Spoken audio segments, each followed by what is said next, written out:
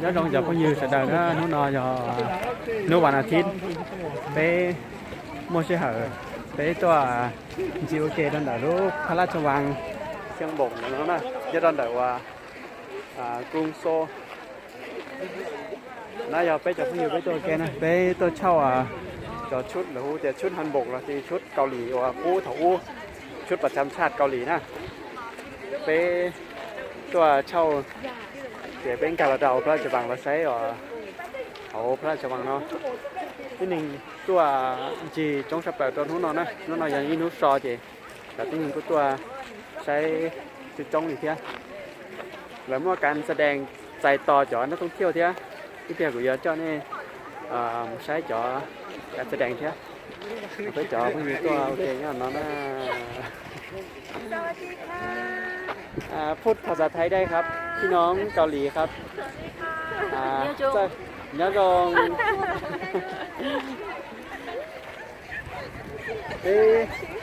ตัวเที่ยวไปเช่าชุดออสโมไงไปหมอกะตัวเที่ยวตลอดพระราชวังของเราไปแต่งร่างว่าจอข้าราชสำนักเนอะของเราจอเพิ่งยืมไปตัวแกผมนี่ใส่ชุดฮันบกเนอะไม่ใช่ชุดนะช่วยจะชุดนอนได้นั่นน่ะนักท่องเที่ยวตัวจงชับเลยตัวใช้พระราชวังเคียงบกย้อนตอนเดี๋ยวกรุงโซnữa nó nè nóที่นี่ตัวจงชับเลยเดี๋ยวเจ้าเนี่ยเราหมดใช้บรรยากาศเดี๋ยวเราจะแสดงตัวเช่าช่วงบกเราใส่ตัวเรามาจีเขาค่าเทียนเนี่ยนะเอาเลยที่จีใส่ชุดเราจีเจ้าเทียนเนี่ยเป๊ะเสียบอลนะเดี๋ยวอยู่บ้านที่มาลิตัวต่อเขารู้พระราชวังนะ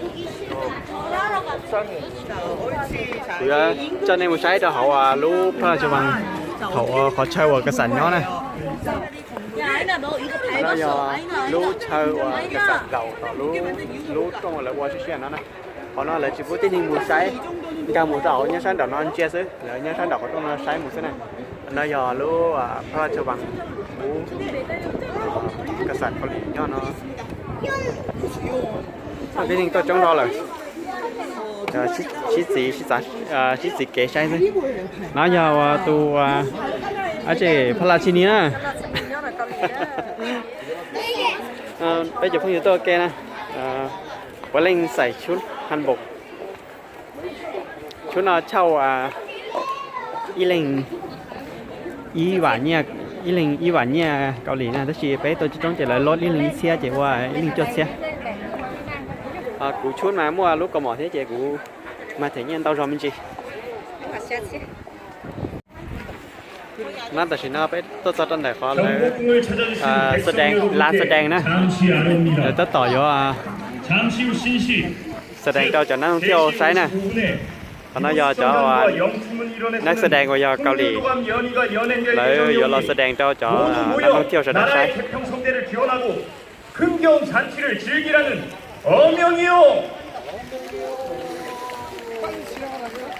태평소의 우렁찬 연주와 하늘에 고하는 소리인 나각과 나발의 choนักท่องเที่ยวแสดงตัวนี้นะต่อนะเราใช้จะการแสดงเจ้าคนเดียวรู้พระราชวังเชียงบกเนี่ยเนาะนะ 불고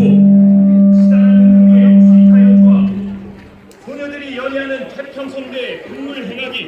온 국민과 함께 바람이 되어 그분처럼 하늘에 달리고 기운이 가득한 햇볕이 nói nhau bây giờ phong dư loถ่ายรูปbây giờถ่ายรูปra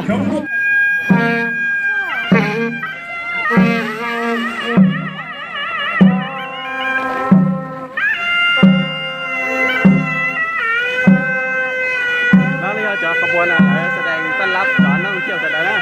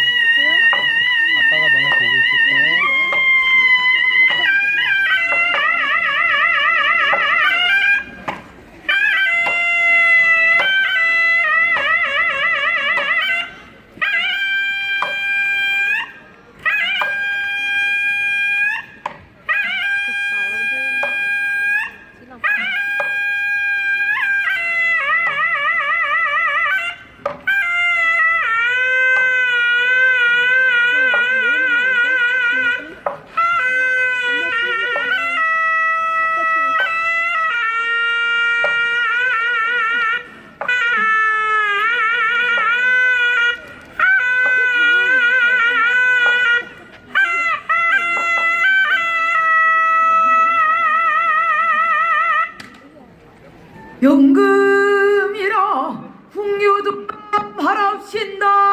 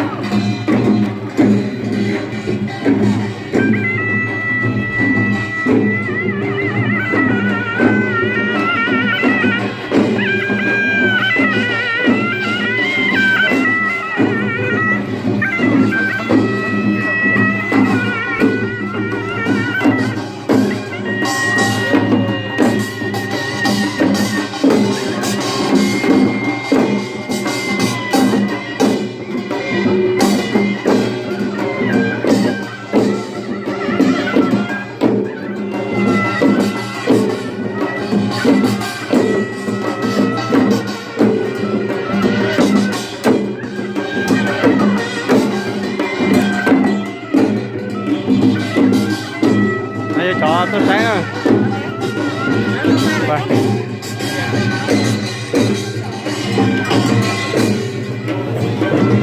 Cho nóต้องเที่ยวตัวไซส์นู่นตัว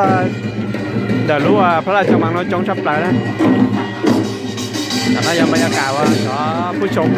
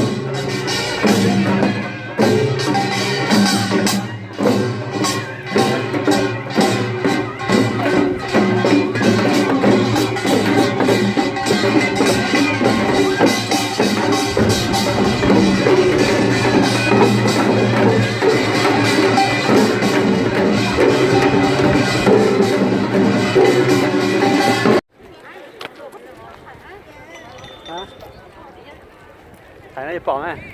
thì chúng nó giờ bây giờ đã có một trẻ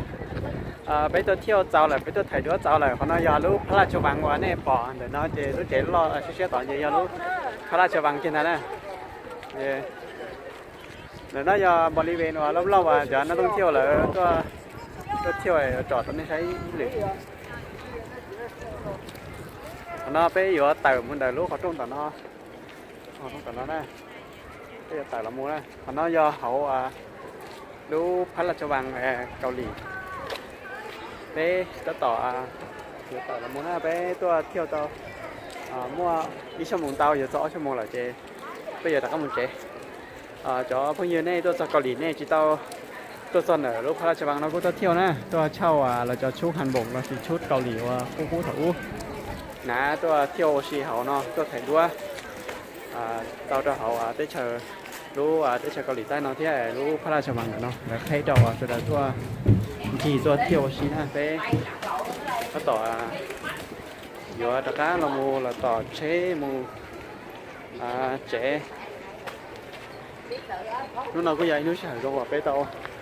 tôi chỉ có xí của đồng xếp từng rồi thế nè còn đợt nó cho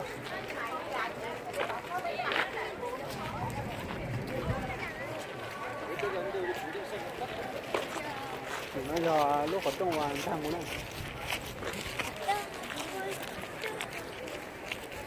lúc họ trong hàng cha nó mua cho họ lúc lại cho bằng kiaเขาจะช่วยลูกเขาตรงนี้ตัวซะตอนนั้นเพี้ยเดี๋ยวจะเอาจีน่าก็จะหันบกเจตอนนั้นเลยเขาเนี่ยนะยี่หนึ่งเป็ดเชียวันเดี๋ยวnó cho nên sẽ tôi anh chi sai lúc phá là cho bằng đời tới sẽ có lý sai ní nóซื้อเจbây giờ tất cả một chế thọ đời tròn chi sao chế nó ăn như rồng bé mà xin chi đùa cho sẽ tận đe để cho nên một sai cả từ một chiều cả từ là cô họ sẽ đã sai tàu thế na nó sẽ là nhớ rồng